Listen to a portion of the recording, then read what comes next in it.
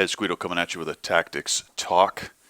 I'm going to show you a quick video here. It's not the most amazing KV5 game that was ever played. I'm going to get about 3,000 damage. But what I'm going to talk about here real quick is Feeding Frenzy. This is one of those games that's going to be won very quickly, and it's easy to know that, or easier to know that, if you're running XVM. You can see we got a 66% chance, but that's not everything, is it? If you look at it though, we've got two very good players in our tier 9s. Some decent players there, me in the KV5. If you look on the other side, a bunch of very mediocre players on the top. So this 66% is pretty valid for this particular game.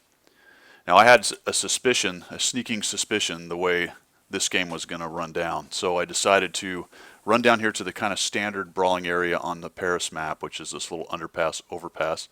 That's not too amazing. But I could see that both my tier 9 very good players were headed that way, and I had a good amount of the rest of the team zerging forward as well. So my plan started to solidify as I saw this happen. Take a look at the way we are actually deploying. I've looked at the way the team is, and I have a sneaking suspicion this is going to turn into a feeding frenzy.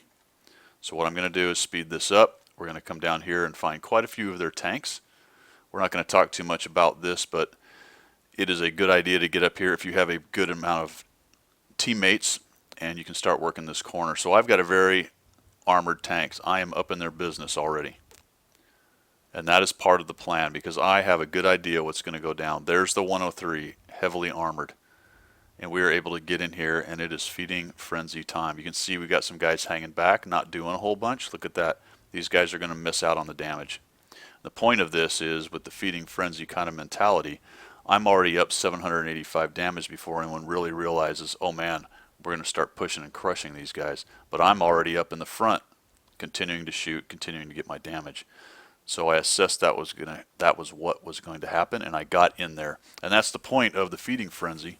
If you want to get your damage, you got to get up there. And you can already see that this team is starting to collapse. I'm just going to come up here, and I'm going to run it 2 times because the point of this is not really my maneuvering, but the fact that I am out in front. Look, I'm out in front of the Zerg rush. I'm going to cut right here. I know that that 4202 is damaged. We'll get him. Oh, look at that. AFK. Stop here. Get him. Excellent. Okay, guys are over here. Now, the reason I went this way, if you look at the mini-map, I could tell that there were some guys here, and they're usually going to kind of hide around these corners. The Zerg is going this way. Well, I'm going to cut around here and get into their flank. There goes the 5100. Alrighty, more damage. The 54 is faster, so he ended up getting out in front of us. He's realized that it's feeding frenzy, and obviously everyone should know that now based on the fact that we've lost 1 tank and they've got about 5 left. And it becomes cleanup on aisle 2 at this point. But I am so far ahead in the damage game as compared to most of the rest of these guys, and I'm fine with taking some hits right there. I just sort of drive out in front of them. I know I've got the hit points to give. What I'm really looking for is the damage. I have no suspicion we're going to lose that game. I'm just getting out there and getting my damage. And what is that at the end of the day? I'm not going to have anything to do with this 5100 dying.